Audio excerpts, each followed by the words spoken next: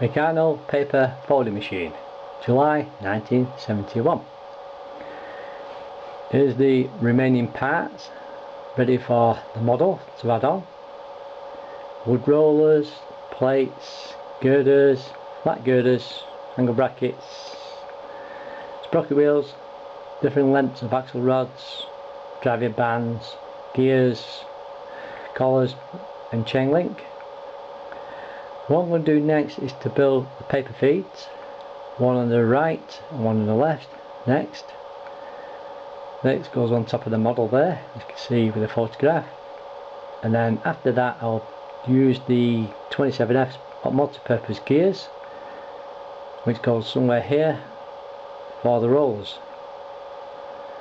So let's go and start with the paper feeds.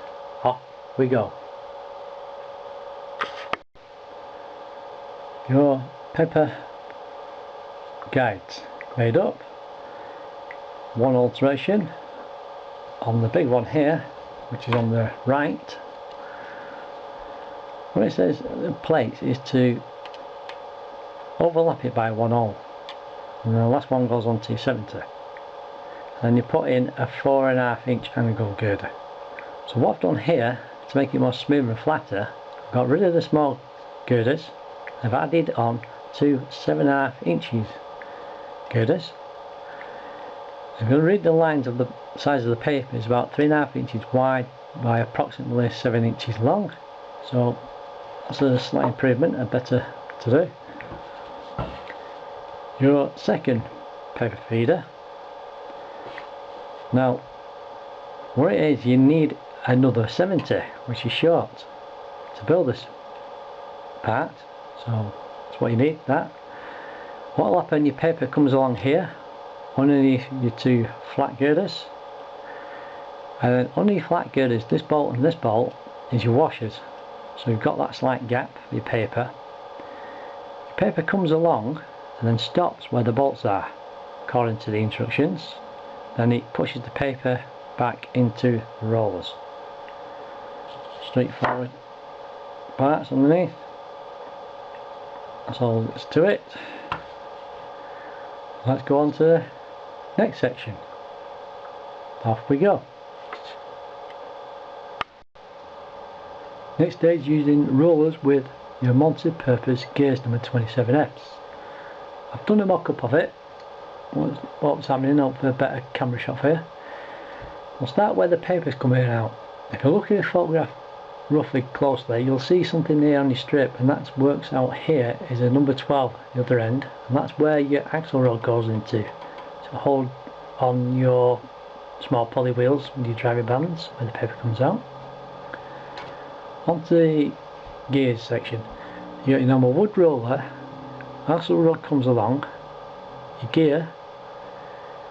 Then I've added a small washer with a modern washer, number 38A. That axle rod then goes through the bore of a coupling here. I've added a washer, normal collar, a washer again, and then your multi-purpose gear again. Now the axle rod goes into it and it's free. It wasn't nicely done. Let's turn it around. Right, this section here is where your next roller is going to go. So if you count 5 out on your handle girder, that is right position now for your trunnion. Also, I've added an extra 6A behind it. We'll stiffen the up a bit for your axle rod here with an extra bolt as well. I found when I was doing the model this was coming loose, so that's better improvement. Let's turn it, gives an idea what's going on. Let's turn it around here. Now I can do it right.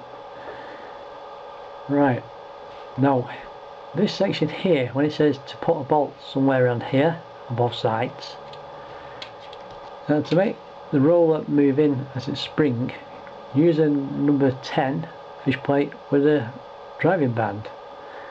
The idea of that is to put your driving band on the bolt. I'll put it on the axle rod with your collar, with your roller, and then that's acting as a spring. But the thing is, it's going downwards, so I've modernised it a bit more. Let's get rid of that out of the way. What I've done here is added another 48, a modern one of these, which is a 120E, which is spring, which is a 120B. So now the pressure is going directly to the next roller. So you can see hopefully, see it moving. Let's try and turn it, see it moving a bit. See how much of an improvement there I've done. So that's what we're up to so far. So I'm going to strip this down and add it now onto the model and start with the next rollers. Off we go. Here we are now with your wood rollers connected onto the model. We'll start ones with here, ones with your multi-purpose gears on. No problems there, except for the driving bands with the wrong size in the instructions. So you need 3 6-inches. Second thing I did come across is here for the cam on the arm ones with your forks on it. The tips of the fish plates were going into the centre of the wood rollers, so all I had to do is alter your number 12B angle bracket by 1 hole out. That's your problem solved. Driving band underneath, which goes underneath and the top of your rollers.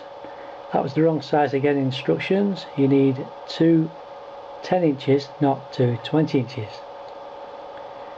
Now let's go through it all. Your driving band here at the bottom of it goes along onto a 6.5 axle rod with a small pulley wheel, and it goes underneath your bottom roller, goes up a bit to another 6.5 axle rod with 2 small pulley wheels on it. That is about 3 holes out from your perforated slotted strip. Then the driving band goes out again, and your next wood roller in the centre you put a 8-inch axle rod on, which goes through your centre of your perforated slotted strip hole, which actually made a mistake by bolting it, so use axle rod, not bolts. And your last roller with the gears on it, again both sides, 6.5 inch axle rod with a 1-inch pulley wheel top, one on the bottom with a 2-inch driving band on. That's all you have to do, not too bad to do at all. Next thing you have to do is to finish off with your last sprocket wheels. Some chain links on both sides of the model. I have to say in a boxing ring, last round, off we go. Here we are now, the final filming of the model with chain links on. I had to add on here a number 4 perforated strip with a 45 to support more for the axle rod coming through. You need a decent tension spring for it. Leveling these off your paper feeds, you'll get there eventually. A lot of paper practicing with it and ticking about with it, odds and ends. The motor was changed to a quiet one afterwards, after filming. I'm going to film this side first, and then inside, and then the last shot on the outside. Different stages of it. Off we go, working model.